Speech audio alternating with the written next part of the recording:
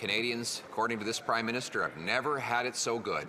If you're that single mother out there walking down the grocery aisle looking at prices rise before your eyes, if you're that senior choosing between eating and heating, if you're one of the countless Canadians who see that roasted coffee is up 41% since the Prime Minister took office, that nuts and seeds up 15%, that food price inflation is now double the target, or if you're one of those 2 million people that are lined up at food banks every single month, the Prime Minister says you've never had it so good.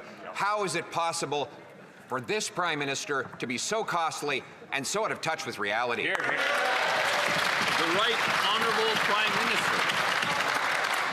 Okay, Mr. Speaker. Mr. Speaker, it's time once again for our economic lesson. Okay. Getting ahead means your wages grow faster than inflation. Let's look at the relationship between inflation and deficits. The inflation rate in Canada, the food inflation rate, is the G7 average, and we have the lowest deficit in the G7. What the government is going to do is use that deficit to grow this economy like it's never seen before. Here, here, well done. The Honourable Leader of the Opposition. So the Prime Minister says to that single mother, that small business owner, that senior I just referenced out there, that he needs to give you economic lessons. You are the one out there who are watching prices rise right before. Yes, the honourable member knows to speak through the chair, and there was a lot of noise around that. So if the honourable member could just start from the top, please. Mr. Speaker, the Prime Minister is now lecturing Canadians who are lined up at food banks, telling them that they've never had it so good. Right. That if only they appreciated all the many promises that he's made, promises that he hasn't even begun to keep, that they would then be appreciative of the fact that here we have fresh and frozen beef is up 14%, fresh and frozen cut chucks up 12%, frozen meats up 11%, coffee grains up 40%. Does he believe that people paying these exorbitant prices should be thankful for his economic lessons? Yeah. The Right Honourable Prime Minister. Mr. Speaker, we promised to cut taxes for every Canadian. 22 million Canadians have their taxes cut. We promised to cut taxes on first-time home builders. They've been cut. We promised to cut the carbon tax. It's been cut. You weren't here. It's been cut. It's been cut. And we promised to build this country strong. November 4th, this House will have a choice. Are you with us for those single mothers? Are you with us for those farmers? Are you with us to build this country strong so they can get it? That's a very good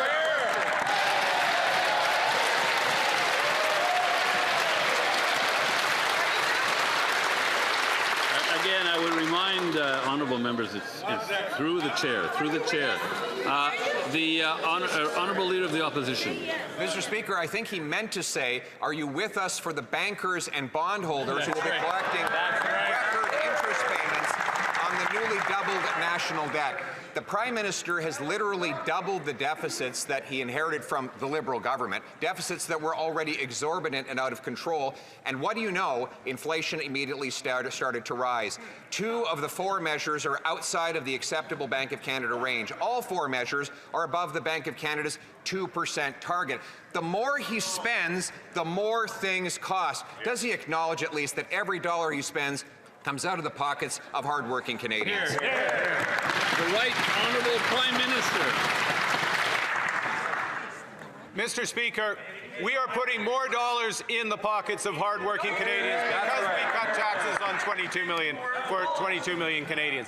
Mr. Speaker, our focus is putting even more dollars in the pockets of hardworking Canadians. That is why we will have the most ambitious capital investment program this country's ever seen, the most ambitious home building program this country has ever seen, the biggest investment in defence and our industrial capacity that this country's ever seen, and the biggest and most effective climate competitiveness strategy that this country has ever seen. The opposition. Well, first, we're all disappointed to learn that Liberals think that Canadians who see grocery prices rising at record rates are just imagining things, Mr. Speaker. And further disappointed to see that this Prime Minister cannot stand in his place and address real questions about the cost of groceries for Canadians. It's not just the industrial carbon tax, Mr. Speaker, it is also the government's fuel standard, which according to their own department is going to increase the cost of fuel by 17 cents on the farmers and the truckers who bring us our food. Does he really expect consumers to believe that won't? The Honourable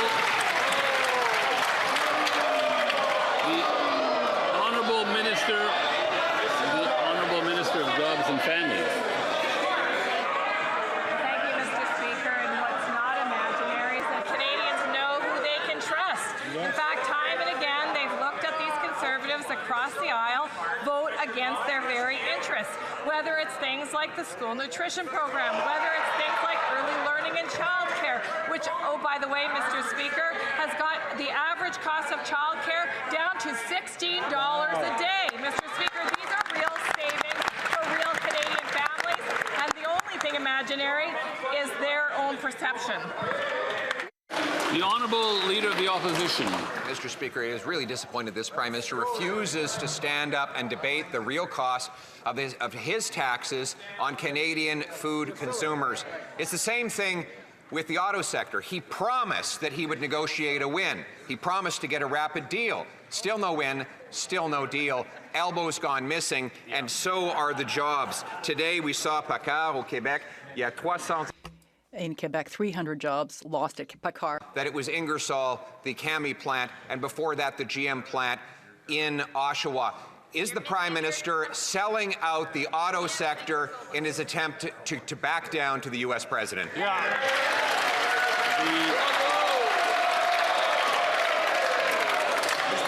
The Right Honourable Prime Minister.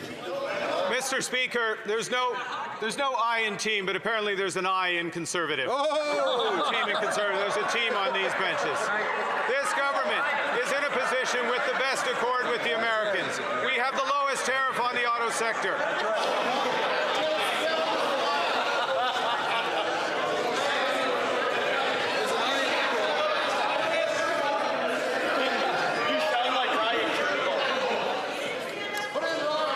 The Right Honourable Prime Minister from the top, please.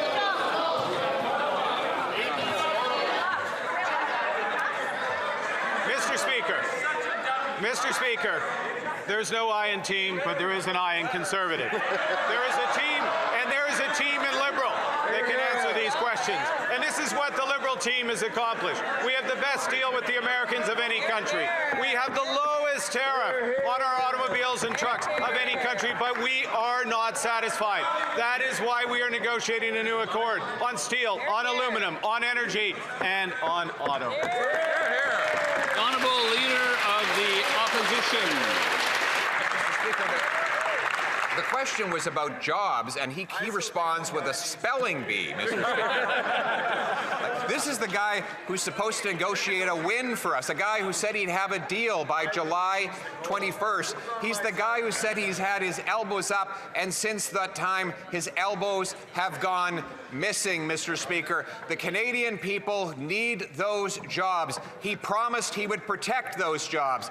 Will he stand up today, look the auto workers in Ontario and Quebec in the eye, and tell them why he abandoned them and sold them out? The Honourable Minister responsible for Canada-US trade. Mr. Speaker, our government has no difficulty looking at the hard-working women and men who work in our auto industry and in industries across the country to say that we're fighting for their jobs, we're standing up to the Americans for unjustified tariffs, we're negotiating what we think will be agreements that will be in the best interest of Canadian workers and the Canadian economy. And what we're also doing at the same time, Mr. Speaker, is taking steps to support those very industries in Canada. That's what we were elected to do. That's what the Prime Minister's doing with everybody on this side of the House. The Honourable Leader of the Opposition. That was not what this Prime Minister promised. He promised that he would negotiate a win. He promised that he would have a deal by July 21st. Neither of those things happened. He went to the auto sector and told the workers that not only would he protect their jobs, but there would be an all-in-Canada supply chain that is being dismantled right before our eyes. And it's not just his trade negotiating failures, it's his EV mandate, which has slammed the brakes on any investment in auto manufacturing in this country. If the Prime Minister take personal responsibility for this and announce today an end to the EV mandate so we can get our workers back to jobs. The Honourable Minister of Industry. When it comes to the auto workers, they know that we have their back and that we will fight for every single job in this country in the auto sector. You know why? Because the Canadian automakers and the Canadian auto workers are actually the best in the world. And therefore, we will make sure that Stellantis is held to account. We are meeting with GM tomorrow in Ottawa, bringing back a model into the plant in Ingersoll, and we will be there also for the employees at Packard and Sainte-Thérèse.